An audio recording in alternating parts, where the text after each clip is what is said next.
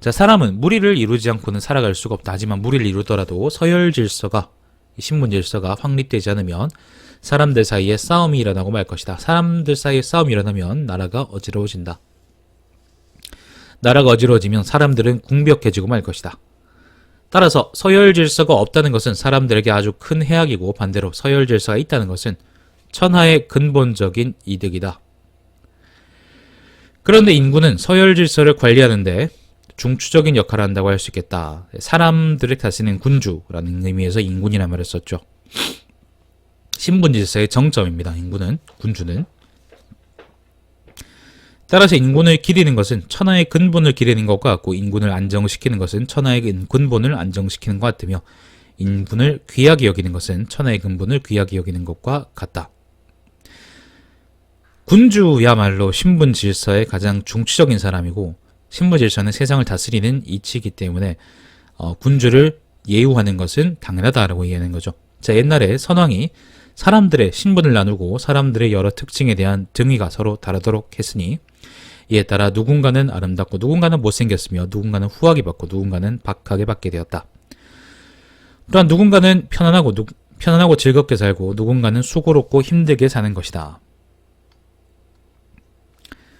자, 선왕이 사람 간의 신분과 등위를 이렇게 나누어 놓은 것을 사람들은 다만 은퇴하거나 과려하게 만들기 위해서가 아니라, 신분하고 등위를 나누어서 예를 들면 누구는 잘 살고 누구는 못 살게 하고 이런 거 있잖아, 그지? 이런 거는 사람들을 은퇴하거나, 그러니까 이거는 지나치거나 과분하게 살게 하는 거를 의미하는 거고, 과려하기라는 거는 실속 없는 거치를 의미합니다. 그러니까 허세 부리고 그 다음에 꼴값 떨도록 하기 위해서 만들어 놓은 게 아니고, 장차 인의 법도, 어질 인자, 그죠? 인의 법도를 밝혀서 사람들이 인의 도리와 통하게 만들기 위해서이다. 그러니까 사람들의 신분을 나누고, 이제 신분에 따라서 어떤 사람은 잘 살고 어떤 사람은 못 살고 어떤 사람은 그거 뭐예요?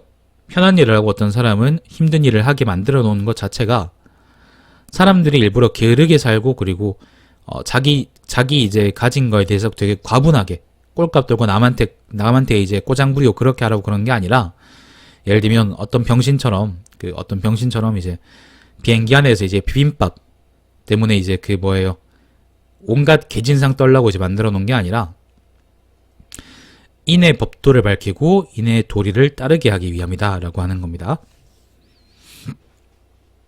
그러니까 신문제라는 건 이제 그렇게 만들어 놓은 거고, 그래서 이제 순자 입장에서는 신문제라는 건 그래서 유지될 만하고, 그래서 이걸 우리가 고찰해 볼 만한 것이지 무조건 이게 나쁘다고 할 수 없는 거다라고 얘기하는 거예요. 사실 지금 생각해보면은 요 편에서는 묵자에 대한 비판도 사실은 되게 많이 중요한 내용이거든요.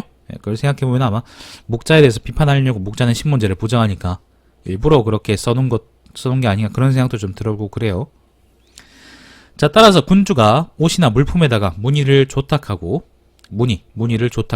조탁이라는 거는 이제 조각하는 거, 강루하며 새겨놓고 보불하게 하는 것은, 수놓게 하는 것은, 그러니까 화려한 무늬를 예를 들면 조각하고 그 다음 새기고 수놓고 그런 거 있잖아, 그지? 그것을 쓰는 사람들의 귀천을 충분하게 변별할 수 있도록 하기 위해서일 뿐이지, 조각이나 음각이나 술을 보고 싶어서가 아니다. 그냥 보고 관상하기 위해서 이런 조각물이나 막, 왜 우리 그런 거 있잖아, 기마상 같은 거, 아우렐리아누스 기마상 이런 거 있잖아, 그지? 이런 거를 만드는 게 일부러 보고, 아, 이거는 좋다, 멋있다, 그렇게 하려고 하는 게 아니라, 이 사람은 위대한 사람이다, 그래서 네가 이 사람을 따라야 된다, 그리고 존경해라 라고 얘기하려고 그렇게 만든다는 거예요. 그게 바로 신분질서에 따라서, 아까 예법에서 뭐가 나왔죠? 옷을 어떻게 다르게 입는지가 나왔었잖아요, 그죠? 그거 똑같은 거죠. 자, 또한 군주가 악공들에게 종고를 치고, 종하고 북입니다, 관을 불고 경을 울리며 금과 슬을 타고 오와 생을 불게 하는 것은 기륭을 변별하고 기쁨을 나누며 사람들이 서로 어울리게 하기 위해서일 뿐이지, 그 외에 다른 것을 바래서가 아니다. 마찬가지로 군주가 토목공사를 일으켜 집이나 건물들을 짓고 대사를 세우는 것은 사람들이 조잠을 피하고, 조잠이라는 거는 이제 건조하고 습한 거, 그러니까 편한 데서 쉬게 한다는 거예요. 집 같은 거 있잖아, 집을 잘 지어놔야 사람들이 잘 쉴 거 아니야, 그지? 조잠을 피하고 덕을 기르며 지위의 경중을 변별하게 하기 위한 것일 뿐이지 그 밖에 다른 것을 원해서가 아니다. 이에 시에 이런 말이 있다. 임금께서 조각하니 문의가 되었는데 금과 옥이 그 바탕이다. 부지런하고 또 부지런한 우리 왕이시여 그 기강이 사방에 뻗쳐나가는구나.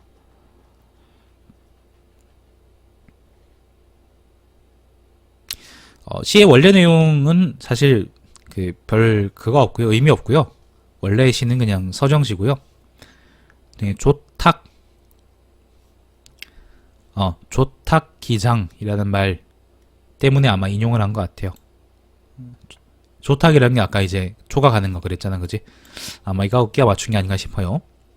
자, 이 말이 바로 그 말이다. 무릇 왕에게 귀중한 색의 옷을 입히고 귀중한 맛의 음식을 먹이며 귀중한 재물을 맡아 쓰게 하고 천하를 합쳐 군주 노릇을 하게 하는 것은 다만 왕이 음태하게 굴도록 하기 위함이 아니라 꼴값 떨게 하기 위해서가 아니라 오로지 온 천하를 통일하게 하기 위함이다.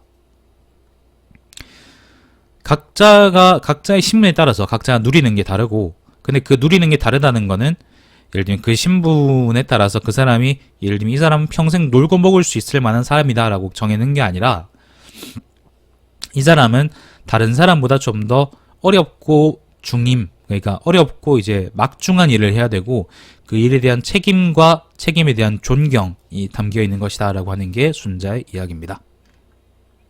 그게 바로 예법이죠. 우리가 어린애를 볼 때는 안녕 그러는 거하고 어른들을 볼 때는 안녕하세요 그런 거 이제 안녕하세요라고 하는 게 예를 들면 그런 맥락이죠.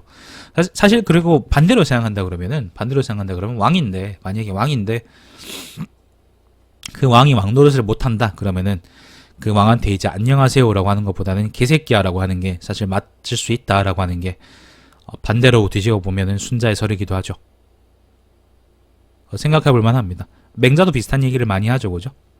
맹자도 제나라 선왕한테 그랬나? 아무튼 그 얘기했던 게 있었죠. 옛날에 왜 역성혁명으로 보지 마라 그랬던 거 있잖아, 그지? 순자고 맹자는 그런 면에서 비슷합니다. 둘 다 유학자고요. 유학자가 지켜야 할 덕목을 충분하게 잘 지키고 있습니다.